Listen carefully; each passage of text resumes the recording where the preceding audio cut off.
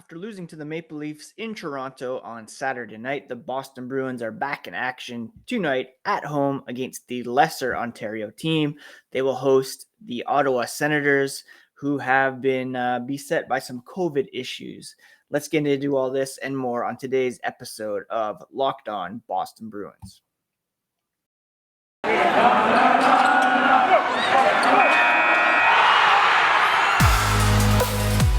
You're Locked On Bruins, your daily podcast on the Boston Bruins. Part of the Locked On Podcast Network, your team every day.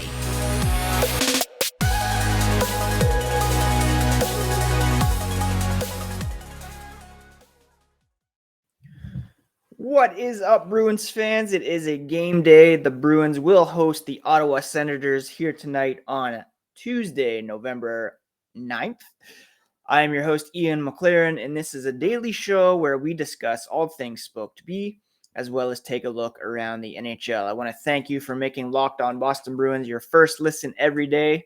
We're free and available on all podcast platforms, so please do smash that subscribe button. If you use Apple, Spotify, Stitcher, Google, Pocket Casts, Carrier Pigeon, each new episode will be automatically added to your feed for you to download, listen, and enjoy. If you could also rate and review, that would be very much appreciated. The podcast is also available on YouTube, so those watching would have already seen me look back at our new cat, Bessie, who is just scratching our couch. She was a little mischievous last night and pulled a plant off the mantle as well. So you can get an inside look at my home office, living room / dining room, and all the fun stuff that goes on here during the day.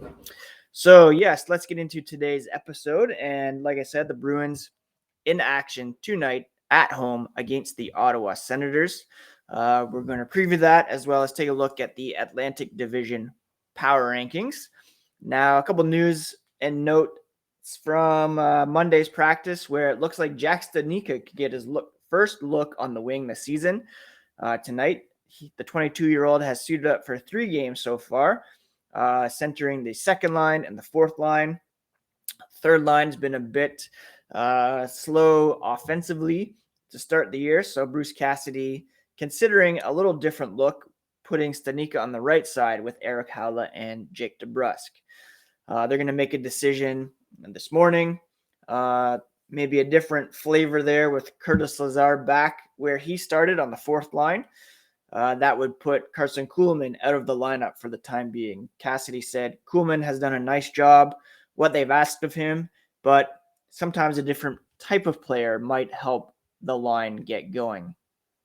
Studnicka saw most of his time with the Bruins at wing last season, but they believed that he was best suited playing his natural center position coming into this year.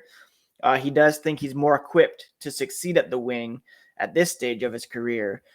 He said the learning curve last year was an issue, but he's worked with the assistant coaches a lot in practice, certain situations, taking pucks off the wall. He's a lot stronger this year. That was a big storyline in the summer. So board battles should hopefully go in his favor. He said, obviously, you want to be a guy who's in the lineup every game. To be able to do that, you have to separate yourself somehow. When you're watching from the press box, you just try to learn, pick up on things, and when your name is called, hopefully you're up to the task and things go well. Now, Nick Felino was slated to begin the season on that third line right wing spot.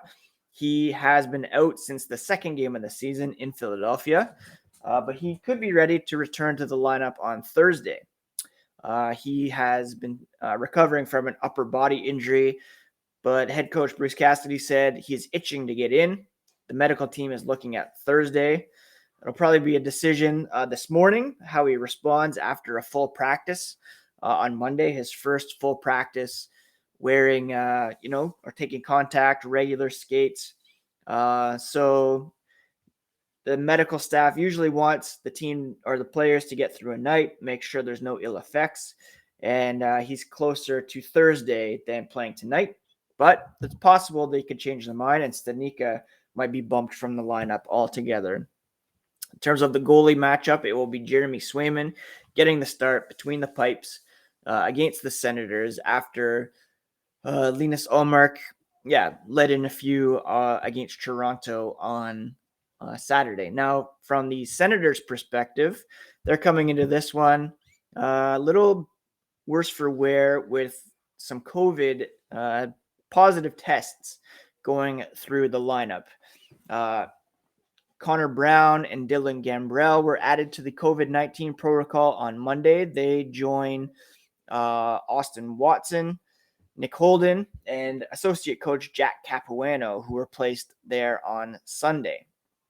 DJ Smith, the head coach, said it's hard to pinpoint where the outbreak started or how it started. They're not trying to put blame on anybody. They just want to get it handled and move on. So, they will be a bit shorthanded this evening, but they still will have most of their best players in the lineup. They're led in scoring by Drake Batherson. He's got 5 goals, 7 assists for 12 points in 11 games. Top center Josh Norris has 9 points in 11 games. And of course, Brady Tkachuk, Thomas Chabot, Alex Formenton is very speedy, Tim Stoitzel. They have some decent players that could make some noise, but they will be shorthanded. And I'm not 100% sure of the starting goalie for Ottawa, but I believe Philip Gustafsson was sent down to the AHL. He's been pretty much their best goalie this season so far. Matt Murray might get the start. He's 0-3 with a .891 save percentage. So the Bruins should really try to take advantage of his presence in the net for sure. Bruins scheduled to have their morning skate here on Tuesday. We'll get a bit clearer picture of who will exactly be in the lineup. Again, it looks like Studnicka will start on the third line right wing, but it's possible that Felino could get in there. Swayman getting the start. Lazar bumped to the fourth line. No other changes in the top 6 or to the defensive pairings ahead of this one. Before we get into the Atlantic Division Power Rankings, today I want to tell you about a simple way to get all the entertainment you love without the hassle. Direct Stream brings your live TV and on-demand favorites together like never before. That means you can watch your favorite sports, movies, and shows all in one place. The best part, there's no annual contract, so stop waiting and get your TV together with Direct Stream. Learn more at directtv.com. That's directtv.com. And I want to thank you again for making Locked On Boston Bruins your first listen every day. The support means so much, and I very much appreciate each and every download. If you haven't subscribed yet, you can do so on your favorite podcast app and on YouTube. Now, Tuesdays here on Locked On Boston Bruins, I take a look at the Atlantic Division Power Rankings to see where our Boston Bruins rank among the 8 Atlantic teams. It's also important to look at the Metropolitan Division right now because they really have a hold on the wild card spots as well. But first, let's focus on the Atlantic, where let's start at the bottom, move our way up. Bottom team, without question, the Montreal Canadiens. They're 3-10 to start the season, a -19 goal differential. A lot of people are somewhat surprised about how they've started after advancing to the Stanley Cup final, but you have to remember Shea Weber is effectively retired with a number of injury issues.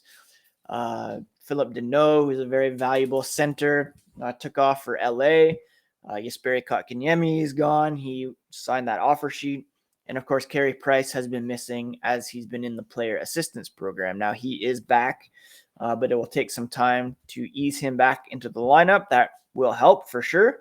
Jonathan Drouin, their leading scorer, also out after taking a puck to the head last week. So, yeah, things not going well for the Canadiens at all, which, let's be honest, we don't really mind here on the Locked On Boston Bruins podcast.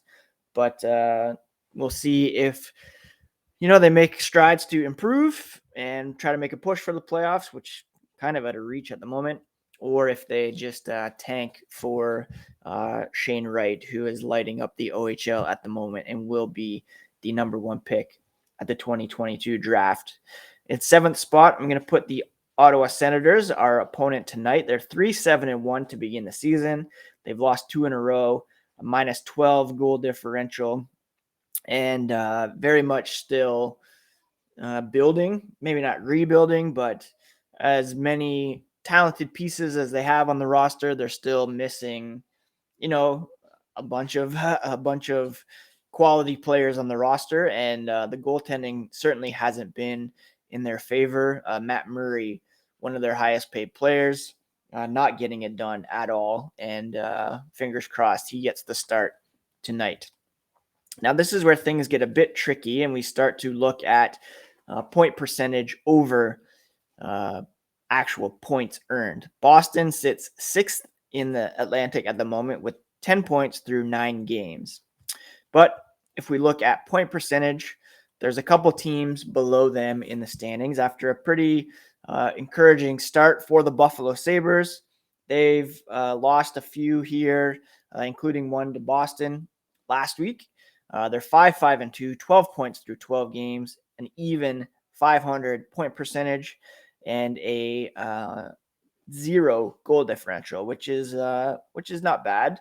They're one of only 3 teams in the division without a negative goal differential. So maybe they should be up a bit. Maybe they should be up over Detroit, but Buffalo, yeah, we all expect them to be in the bottom 3 in the division, maybe bottom 4, depending on how Detroit stacks up. They've won 2 in a row. They look pretty good to start the season. They are being boosted certainly by impressive rookie performances from Moritz Seider and Lucas Raymond.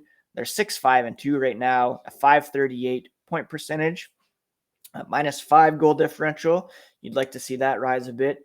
And they're certainly hindered by one of their best players, Tyler Bertuzzi, not being vaccinated and therefore unable to play in games in Canada. They're 4 points ahead of Boston, but Boston has 4 games in hand. The Bruins, I'm going to put in 4th. They have a .556 point percentage, a -1 goal differential, 5-4 through 9 games.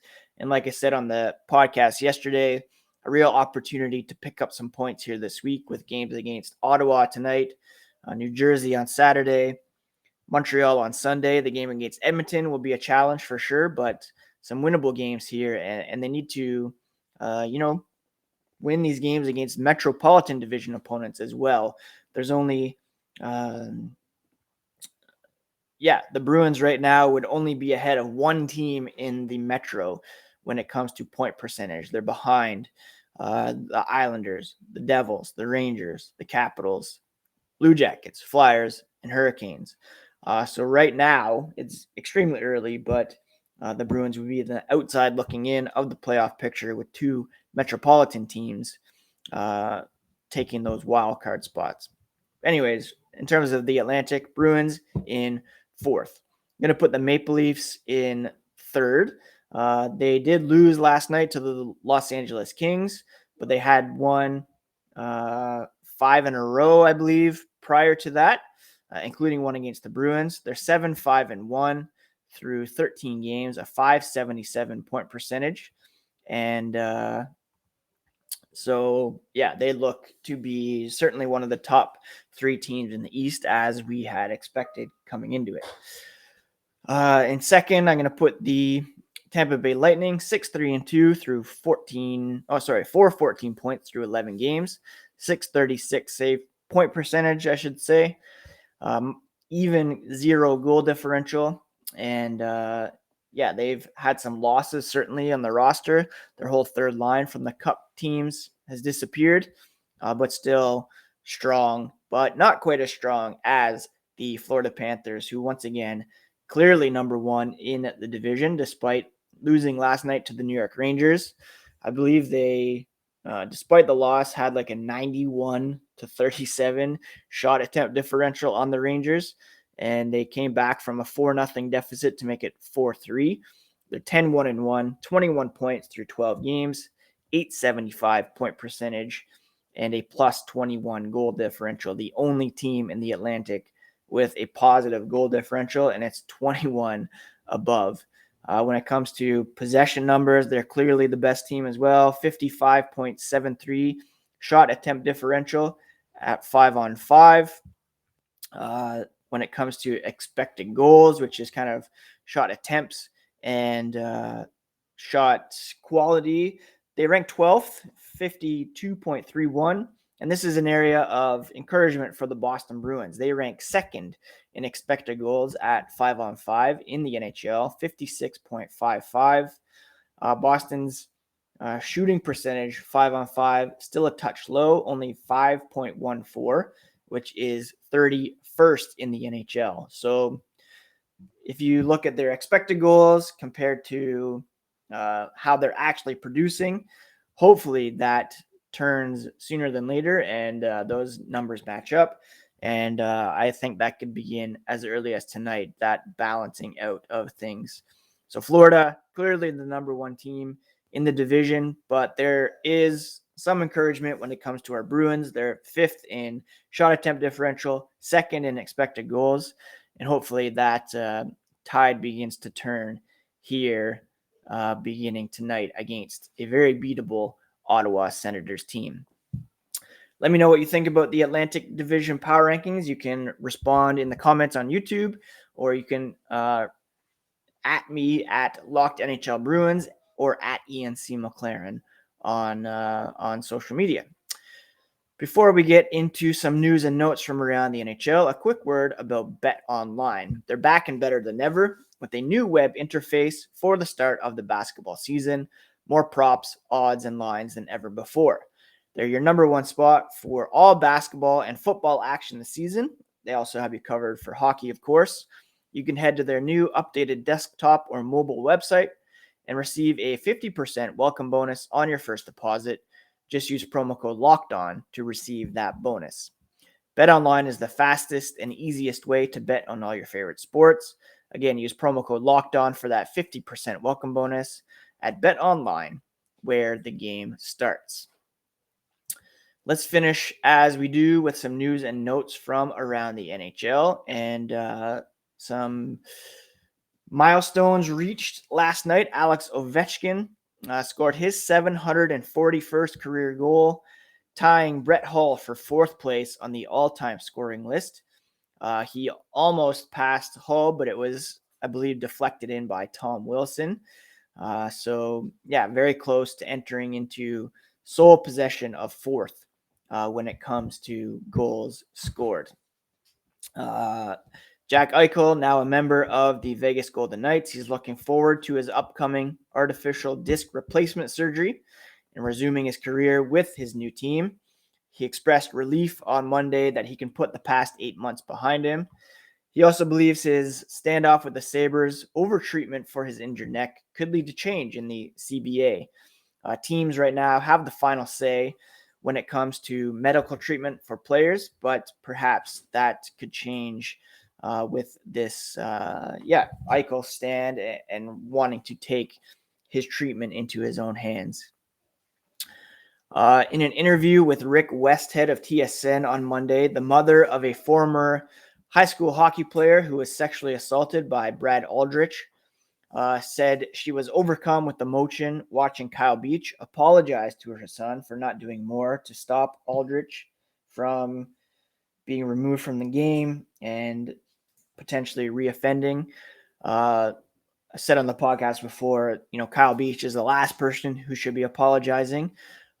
She thanked Kyle for filing a police report against Aldrich, who allegedly sexually assaulted Beach during his tenure with the Blackhawks in 2010. Aldrich was allowed to step down from his job at the Blackhawks with a positive reference from the team. He served as a volunteer high school coach 4 years later in Michigan and pleaded guilty to sexually assaulting the high school player who has been dealing with this since.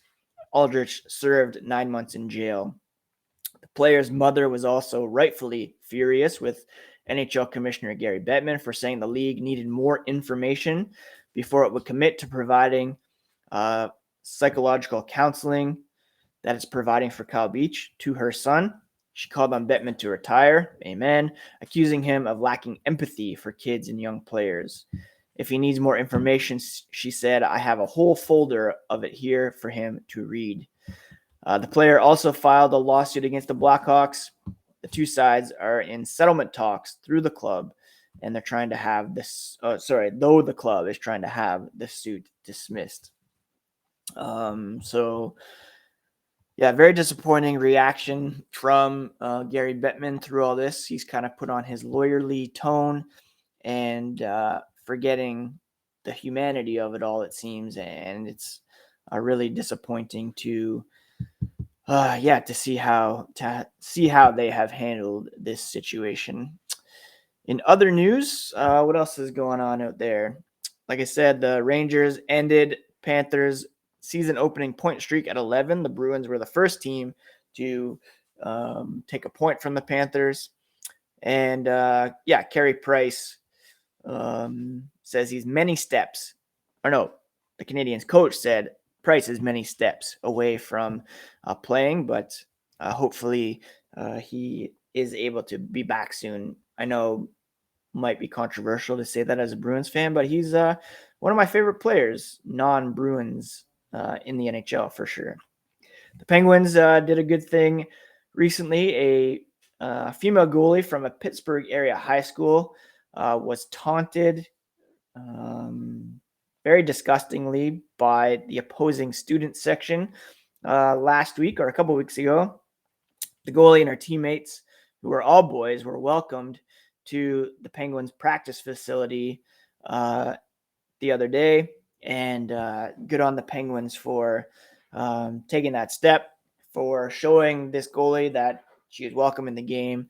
Todd Reardon, who is serving as coach with Mike Sullivan in COVID protocol, said he's extremely proud of the stance the Penguins have taken. Players have reached out, tried to make a difference. It's sad that the whole situation had to occur. This type of behavior is not appropriate at any time, let alone a hockey rink. And he said he was aware of the situation. It was a real shame. No place for that type of behavior in the world, let alone in our sport of hockey. Hockey's way better than that.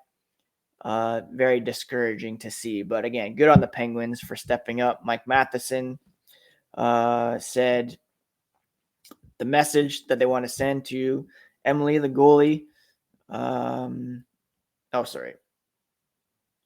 Emily Matheson, who is Mike Matheson's wife, a gold medal winner at the 2018 Olympics, said the message that his wife tried to send her was to let her know that she wasn't alone.